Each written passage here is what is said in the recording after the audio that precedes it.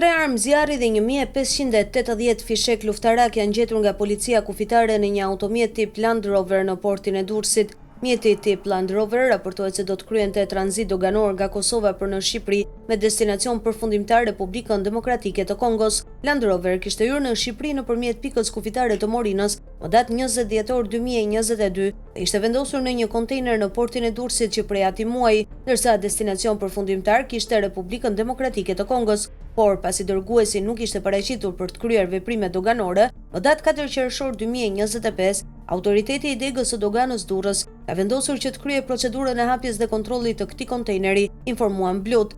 Gjatë kontrollit në Land Rover u gjetën në një hapësirë të përshtatur 2 automatik, një pistolet, 1580 fishek luftarak të kalibrave të ndryshëm dhe 12 krëra fishekësh për armë automatike dhe pistolet. Ndërkohë shpallur në kërkim 24 vjeçari nga Kosova me inicialet YI, pasi dyshohet se është poseduesi i armëve dhe se është përfshirë në trafikimin e armëve dhe municioneve nga Kosova me destinacion Republikën Demokratike të Kongos. Armët e gjetura do dërgohen në Institutin e Policisë Shkencore për t'u nënshtruar ekzaminimeve teknike, balistike dhe daktiloskopike për të parë nëse janë përdorur në ndonjë ngjarje kriminale të mëparshme.